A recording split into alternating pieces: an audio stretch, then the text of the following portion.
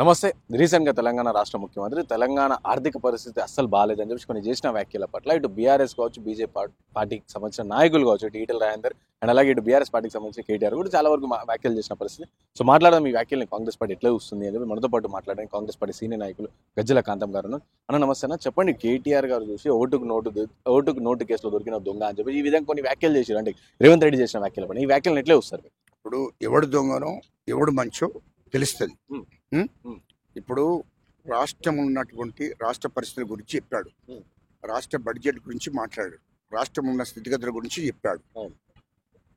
ఉన్న వాస్తవాలు తెలంగాణ ప్రజలకు, మేధావులకు, అన్ని వర్గాల ప్రజలకు, తర్వాత ఉద్యోగులకు తెలవాలని చెప్పాడు. ఎందుకంటే ఉన్న వాస్తవాలు తెలవాలి. తెలిస్తే దాని పరిస్థితిని అర్థం చేసుకుంటారు అని చెప్పి మా ముఖ్యమంత్రి గారు అన్ని ఆలోచన చేసి మాట్లాడాడు. ఉన్న వాస్తవాలు ఇదంతా రాష్ట్రం ఇంత దివాలా ఇవ్వడానికి, రాష్ట్ర ప్రజలకు ఇన్ని కష్టాలు రావడానికి ఎవరు కారణం? వాడెవడు కేటీఆర్ అంటూ మాట్లాడిండు కదా, ఎవడు కారణం అని నేను అడుగుతున్నా. కేటీఆర్, కేసీఆర్, కవిత వాళ్ళ కుటుంబమే కారణం కదా. ఎందుకు అంటే తెలంగాణ రాష్ట్రం ఏర్పాటు అయ్యే నాటికి, ఆనాడు నేను ఒక తెలంగాణ ఉద్యమ నాయకునిగా, తెలంగాణ జేసీ చైర్మన్గా, ప్రజాసంఘాల చైర్మన్గా నేనున్నా కాబట్టి అది నాకు తెలుసు. తెలంగాణ రాష్ట్రం ఏర్పడే నాటికి 60,000 కోట్ల మిగులు బడ్జెట్. ఈ రాష్ట్రానికి కేసీఆర్ ముఖ్యమంత్రి అయ్యే నాటికి, ముఖ్యమంత్రి ప్రమాణ స్వీకారం అయ్యే రోజు అయిన నాడు 60,000 కోట్లు మిగులు బడ్జెట్ ఉంది. ఆ 60,000 కోట్లు మిగులు బడ్జెట్తో సహా అవి పోను ఇంకా 7 లక్షల కోట్ల అప్పు చేశాడు కేసీఆర్ 10 ఏళ్ళ. ఇది ఏ దేశంలో, ఏ రాష్ట్రంలో కూడా ఇంత అప్పు చేయలే. ఒక మన తెలంగాణ రాష్ట్ర ముఖ్యమంత్రి, ఆనాటి ముఖ్యమంత్రి కేసీఆర్ 60,000 కోట్లు మిగులు బడ్జెట్ పోగా ఇంకా 7 లక్షల కోట్ల అప్పు చేశాడు. ఇది వాస్తవం. ఎక్కడి నుండి ఎందుకు చేశాడు ఇవన్నీ? కాళేశ్వరం ప్రాజెక్టు కడదామన్నాడు. ఆనాడు ఇంజనీర్ లేరు, ముఖ్యమంత్రి ఇంజనీరు, ముఖ్యమంత్రి కలెక్టర్, ముఖ్యమంత్రి అన్ని ముఖ్యమంత్రి. ఆనాటి ముఖ్యమంత్రి 2014 ముచ్చట. ఆనాడు కాళేశ్వరం ప్రాజెక్టుకు, దాని నిర్మాణానికి, దాని అంచనాలు 70,000 కోట్లు. కేసీఆర్ 70,000 కోట్ల దాన్ని 70,000 కోట్లు అవుతుందని చెప్పి అధికారులు, ఇంజనీర్లు వాళ్ళందరూ కూడా 70,000 కోట్లు కాళేశ్వరం ప్రాజెక్టుకి అవుతున్నాయని చెప్తే ఈయన 150,000 కోట్లకు పెంచాడు ముఖ్యమంత్రి. ఆనాడు ముఖ్యమంత్రి ఉన్నాడు కదా కేసీఆర్. ఆనాడు కేసీఆర్ 150,000 కోట్లకు పెంచాడు. అంటే 80,000 కోట్లు ఆనాడు కేసీఆర్ ముఖ్యమంత్రి ఉండి దోశాడు. కేసీఆర్, కేటీఆర్. నెంబర్ 1, మల్లన్న సాగరు ప్రాజెక్టు కట్టారు, అందులో 1,000 కోట్లు దోశారు. మిషన్ భగరత్, మిషన్ కాకతీయ 1,000 కోట్లు దోశారు కేసీఆర్, కేటీఆర్. ఇది మొదలుకొని సచివాలయం, ప్రగతి భవన్, ఇంట్లో 100 కోట్లు దోసుకున్నారు కేసీఆర్, కేటీఆర్. అదేవిధంగా తెలంగాణ జిల్లాలో కలెక్టర్ ఆఫీసులు కట్టారు, దాంట్లో కోట్ల రూపాయలు దోశారు.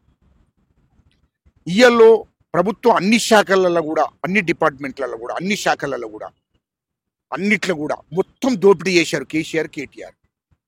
మొత్తం అన్నిట్లో వాళ్ళు చేయబెట్టారు. అదేవిధంగా మెయిన్గా హైదరాబాద్ చుట్టూ ఉన్నటువంటి 30,000 ఎకరాల భూమి మీద కన్నుబడ్డది కేసీఆర్కు, కేటీఆర్కు. అది ఎవరిది? నిజాంకు సంబంధించిన భూమి, నిజాం వంశస్థులకు సంబంధించిన భూమి. 30,000 ఎకరాల మీద కన్నుబడ్డాక దానికోసం ధరణి తీసుకొచ్చారు. అసలు తీసుకొచ్చేది ధరణి దానికోసం.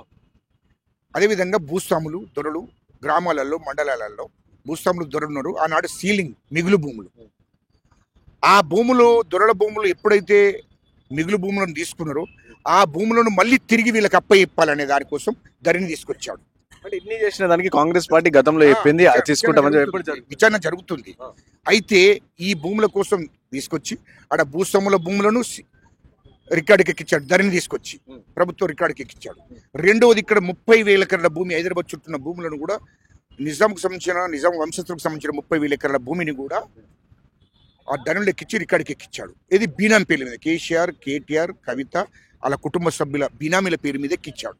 ఎక్కించి 10,000 ఎకరాల భూములను కేసీఆర్ అమ్మించి కొడుక్కు బిడ్డకిచ్చిన ఇతర దేశాలలో పెట్టుబడులు పెట్టారు వాళ్ళు. ఇంకా 20,000 ఎకరాల భూమి కేసీఆర్, కేటీఆర్, కవిత వాళ్ళ కుటుంబ సభ్యుల బినామీల పేర్ల మీద పెట్టుకుని ఉన్నారు. ఇప్పుడు హైదరాబాద్ చుట్టూ 20,000 ఎకరాల భూమి ఉన్నది వాళ్ళకు. నెంబర్ 1. నెంబర్ 2, 2014 ముందు ఏముంది, 2014 తర్వాత కేసీఆర్ కుటుంబానికి ఎన్ని ఆస్తులు ఉన్నాయి అది మొదలు బయట పెట్టాలి. బంజారా హిల్స్ లో ఒక ఇల్లు ఉన్నది, ఎవరు, కేసీఆర్. ఇయ్యాలో ఏది 2014 ముందు ఒక ఇల్లు. అటువంటిది 2014 తర్వాత కేసీఆర్ ముఖ్యమంత్రి అయిన తర్వాత మరి 500 కోట్ల కేటీఆర్ మంత్రి అయిండు, 500 కోట్లతోని మరి ఇల్లు కట్టాడు. ఎవరు, కేటీఆర్. 100 ఎకరాలలో ఫామ్ హౌస్ కట్టుకున్నాడు కేటీఆర్.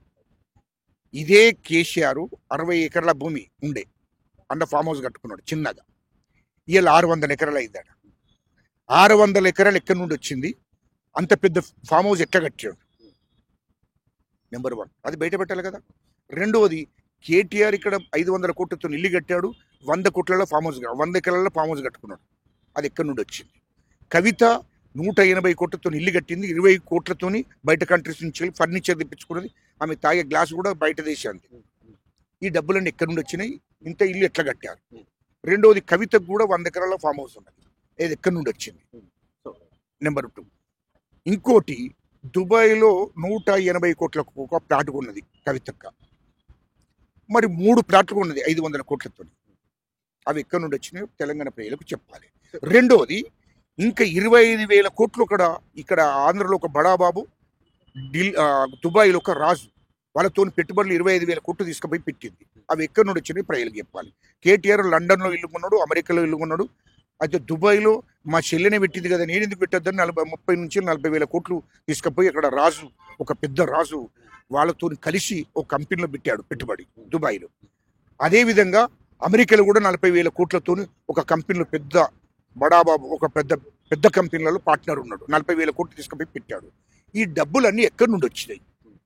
ఎట్లా మీరు ఏం బిజినెస్ చేస్తే, ఏం నౌకరీ చేస్తే, ఏ బిజినెస్ చేస్తే వచ్చినాయో తెలంగాణ ప్రజలకు చెప్పాలి.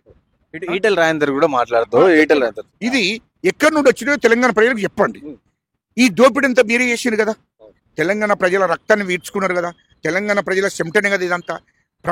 తెలంగాణ ప్రభుత్వ ఖజానా ఖాళీ చేశారు కదా, ఇదంతా మీరే కేసీఆర్, కేటీఆర్ కుటుంబమే కదా దోపిడీ చేసింది. నెంబర్ 1. ఇవాళ ఏమంటుండు, నోటుకు నోటు దొంగ అంటుండు. అరే భయ్, కేటీఆర్ అంటుండు చెప్తున్నారే, లుచ్చనా కొడుక కొనుటోళ్ళే మీరు. ఆనాడు 2014లో 15 మంది టీడీపీ ఎమ్మెల్యేలు ఉండే. ఆ టీడీపీ ఎమ్మెల్యేలు ఒక్కొక్కరికి 3 నుంచి 5 కోట్లు 10 కోట్లు ఇచ్చుకున్నారు. కొంతమందికి మంత్రి పదవులు ఇచ్చారని తీసుకున్నారు. కొనుడు అలవాటు చేసింది మీరే కదా, మీరే కొన్నారు కదా, టీడీపీ ఎమ్మెల్యేనే కదా కొన్నది మీరు. అట్లా ఉన్నారు కాబట్టి మా రేవంత్ రెడ్డి గారు కూడా ఆనాడు ఎందుకు ఆలోచన చేసిందంటే, మాకు ఎమ్మెల్సీ ఓట్లు కావాలి, ఒక మెంబరు తక్కువ పడ్డది, మాకు ఓటు కావాలని చెప్పి ఆనాడు అరే మీకు ఖర్చులకు ఇస్తా అని చెప్పి రియల్ ఎస్టేట్ వాళ్ళు, బిజినెస్ వాళ్ళు వాళ్ళ వీళ్ళ దగ్గర 10 లక్షలు 5 లక్షలు వాళ్ళ వీళ్ళ దగ్గర అప్పడిగి ఒక 50 లక్షలు జమ చేసి, ఆనాటి ఆర్థిక పరిస్థితులు గంతే కదా, ఆయన దగ్గర ఇక్కడి పైసలు ఆడ ఈడ వీళ్ళ దగ్గర వాళ్ళ దగ్గర అయితే మేము అప్పు తీసుకొచ్చి 10 లక్షలు 5 లక్షలు 10 లక్షలు అప్పు తీసుకొచ్చి ఆ 50 లక్షలు కావాలంటే మీకు ఖర్చులకు ఇస్తా అంటే ఎందుకు 15 మందిని అప్పటికే టీడీపీ ఎమ్మెల్యేలు కొన్నాడు కేసీఆర్ 2014లో కొనేసిండు. అయితే మాకు ఎమ్మెల్సీకి ఒక ఓటు కావాలి కాబట్టి మీకు కావాలంటే ఖర్చులు ఇస్తాం అని చెప్పి ఆ డబ్బులు తీసుకొచ్చినందుకు సీసీ కెమెరాలు పెట్టి పోలీసు వాళ్ళ కంట్రోల్లో ఉన్నది. అప్పుడు మొత్తం ఆ సీసీ కెమెరాలు పెట్టి ప్లాన్ ప్రకారం ఆయనను దొరకబట్టి ఇగో 50 లక్షలు ఇచ్చడానికి వచ్చిండు, ఓటు అడిగాను అన్నాడు. అరే లుచ్చానా కొడుకులారా, మీరే 15 మంది ఎమ్మెల్యేలు కొన్నారు అన్నాడు, కాంగ్రెస్ ఎమ్మెల్యేలు కూడా కొన్నారు. అరే లుచ్చానా కొడుకులు మీరా? మా రేవంత్ రెడ్డి గారు ఏమున్నా కానీ ఓటుకున్నోడు ఓటు కాదురా, 15 మందిని ఒట్టడే 15 మంది ఓట్లు వేసింది కాదురా భూషణ్కే. మీకు ఎక్కడరా 15 మంది టీడీపీ ఎమ్మెల్యేలే కదా. మీ పార్టీలో ఉన్న వాళ్ళు సగం మంది కాదు 40-50% మంది టీడీపీ వాళ్ళే మీ పార్టీలో ఉన్న ఆనాడు ఈనాడు. నీకెవడు దిక్కున్నారా? అంత టీడీపీ వాళ్ళు అత్తనే కదా నీ దాంట్లో ఏరింది. టీడీపీ వాళ్ళు ఆయన ఇప్పుడు కేసీఆర్ టీడీపీ, ఆ టీడీపీ వాళ్ళు అందరినీ తీసుకున్నాడు, టీడీపీ వాళ్ళు కొన్నాడు. మరి నువ్వు కోట్ల రూపాయలు పెట్టి ఎమ్మెల్యేలు కొన్నావు, ఒక 50 లక్షలు ఆడిడ అప్పు చేసి 10 లక్షలు 5 లక్షలు అప్పు చేసి మాకు మెంబర్ కావాలి ఎమ్మెల్సీ కోట్ వేయమని కొనటానికి వస్తే ఈయన ఓటుకు నోటు దొంగ ఏదైనా దొంగతనం చేసినారా? మీ లెక్క రాష్ట్రాన్ని దోసుకున్నాడా? రాష్ట్ర ఆస్తులను దోసిండా? రాష్ట్ర భూములను దోసుకున్నాడా? రాష్ట్రంలో ఖజాన్ని కాల్ చేసిండా? రాష్ట్ర ప్రజల రక్తాన్ని విడిచిండా? మా ముఖ్యమంత్రి రేవంత్ రెడ్డి గారు అరే భూషుడికే చెప్పు, ప్రజలందరికీ తెలుసు దోషింది మీరు, ప్రజల రక్తాన్ని పిండుకున్నది మీరు, ప్రజల చెమటను మొత్తం దోపిడీ చేసింది మీరు, రాష్ట్ర ప్రభుత్వ ఖజాన్ని కాల్ చేసింది మీరు, దొంగలు అసలు దొంగలు మీరు. ఏదో చిన్నదాన్ని పట్టుకొని ఓటుకు నోటు దొంగ రే భూషుడికే తెలంగాణ ప్రజలందరికీ తెలుసు. ఎందుకంటే ప్రభుత్వం విచారణ చేపిస్తుంది, ప్రభుత్వము విచారణ చేస్తుంది, ఖచ్చితంగా విచారణ చేస్తుంది.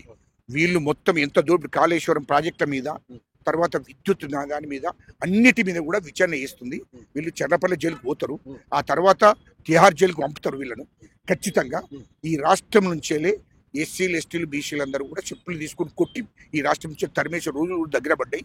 ఇష్టం వచ్చినట్టు మా ముఖ్యమంత్రి గారు మాట్లాడితే అది తెలంగాణ ప్రజలే బుద్ధి చెప్తారు. మా ముఖ్యమంత్రి రేవంత్ రెడ్డి గారు 24 గంటలు కష్టపడుతున్నాడు తెలంగాణ ప్రజల కోసము. ఖచ్చితంగా ఒక 6 నెలలు ఆడాది లోపల ఆర్థిక పరిస్థితులు అన్నీ కూడా సద్దుమణుగుతాయి.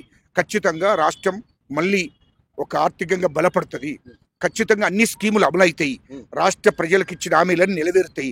ఉద్యోగులకు కూడా ఖచ్చితంగా అందరికీ కూడా వాళ్ళకి ఇచ్చే డబ్బంతా కూడా ఇవ్వడం ఒక 6 నెలల టైం తీసుకుంటారు.